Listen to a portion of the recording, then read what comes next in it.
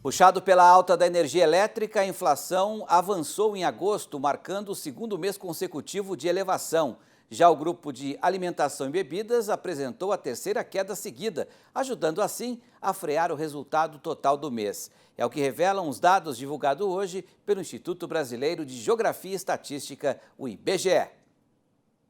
O Índice Nacional de Preços ao Consumidor Amplo, considerado a inflação oficial do país, voltou a acelerar em agosto em relação ao mês anterior, passando de uma alta de 0,12% em julho para 0,23% no mês passado. O maior impacto positivo e a maior variação em agosto partiu do grupo Habitação, com destaque para o subitem Energia Elétrica Residencial, com um aumento de 4,59%. Segundo o IBGE, essa elevação das contas de luz tem relação com o fim de um bônus concedido aos consumidores em virtude de saldo positivo na conta de comercialização de energia elétrica da Itaipu em 2022. Na sequência das altas, destacam-se ainda as elevações de saúde e cuidados pessoais, subindo mais de 0,5%. Transportes, com alta de 0,34%. Segundo o IBGE, a gasolina continuou sendo a maior influência, com inflação de 1,24%. Em relação aos demais combustíveis, o óleo diesel subiu 8,54%, enquanto o etanol e o gás veicular caíram. No sentido contrário das altas, o grupo de alimentação e bebidas continuou com deflação de 0,85%. É o terceiro mês consecutivo de baixas no grupo, puxada sempre pela alimentação no domicílio, que em agosto recuou mais de 1%. Destacam-se as quedas da batata inglesa, do feijão carioca, do tomate, do leite longa-vida, do frango em pedaços e das carnes. No sentido oposto, o arroz e as frutas subiram de preço.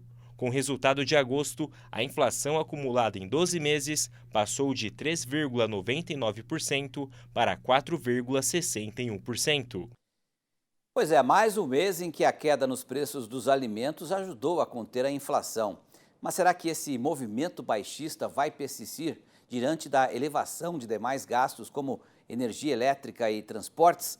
Como vimos, o diesel, por exemplo, subiu 8,5% em agosto. Será que em breve veremos reajustes nas gôndolas? E quanto ao preço, pago ao produtor? Quem está conectado aqui com a gente para comentar esse tema, para responder essas perguntas, é o pesquisador da FGV Agro, o Felipe Serigati. Felipe, mais uma vez, obrigado por nos atender. Vimos aí que o aumento é muito expressivo, principalmente do diesel, que impacta certamente nessa cadeia no preço final, no caso dos alimentos. Queria que você fizesse para a gente uma projeção do que esperar nos próximos meses em função desse quadro. Quedas seguidas no preço dos alimentos, mas uma alta expressiva não só dos combustíveis, mas também da energia elétrica. Boa noite, Serigati. Boa noite, Petri. Muito obrigado pelo convite. Pois é, tivemos os números da inflação de agosto, divulgados hoje pelo IBGE. Parte da história, já é conhecida por todos aqui, Então, a gente tem visto a economia brasileira num processo de desinflação, sem dúvida alguma. Quem tem liderado esse processo é justamente o grupo ali, alimentação no domicílio, que a gente chama aqui de forma genérica de inflação dos alimentos.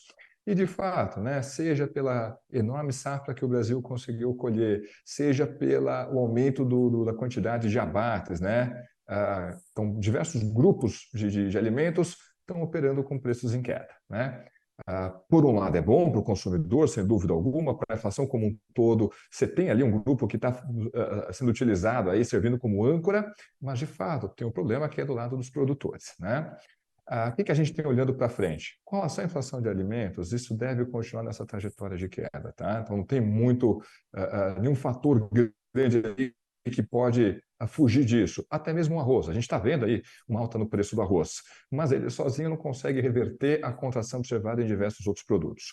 Agora, quem é que está puxando essa inflação para cima?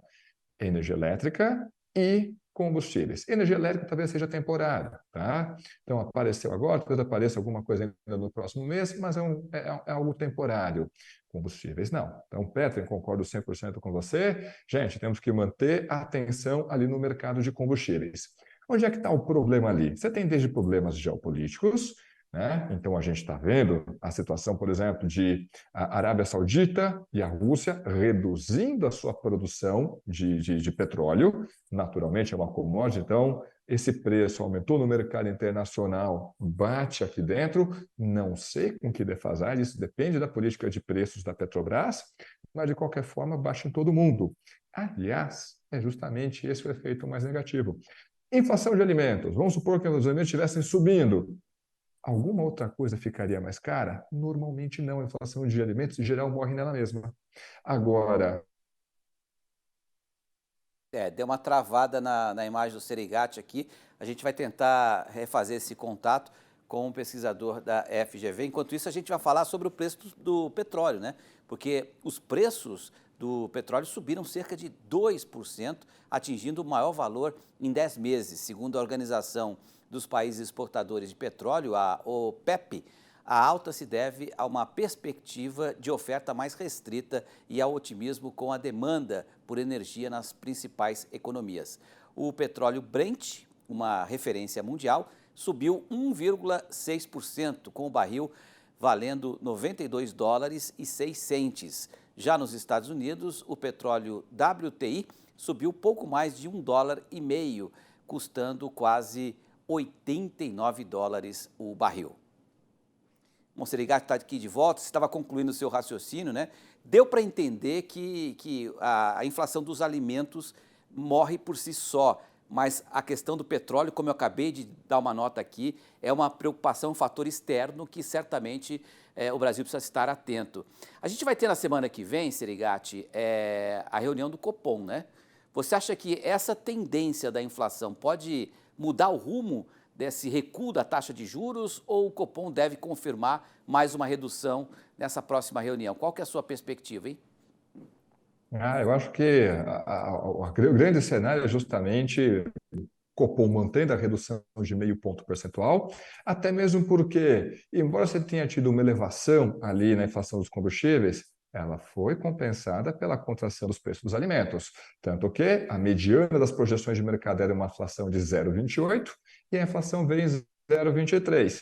Embora o mercado não esteja olhando a inflação cheia, justamente por causa de alimentos e combustíveis que tem muito ruído, mas estão olhando principalmente o núcleo da inflação. Você pegar, então, todos os preços monitorados pelo IPCA e IBGE, tira alimentos, tira monitorados, entre eles combustíveis e energia elétrica. Como é que veio o núcleo da inflação? Veio exatamente na projeção do mercado, 0,2, ou seja, não há motivo para o Banco Central alterar a sinalização que ele deu na última reunião. Qual que foi? Na próxima reunião, uma redução de 0,5 ponto percentual. Então, só para deixar claro, a avaliação final que você faz é que, nesse momento, embora a inflação esteja numa curva que a gente pode dizer de ascensão, não é uma ascensão preocupante nesse momento, seria isso? Exatamente. Por quê? Porque o núcleo da inflação, que é o ponto mais importante para o Banco Central, veio dentro das expectativas. Ah, mas a inflação de combustível, no número de hoje, foi compensada pela contração dos preços dos alimentos.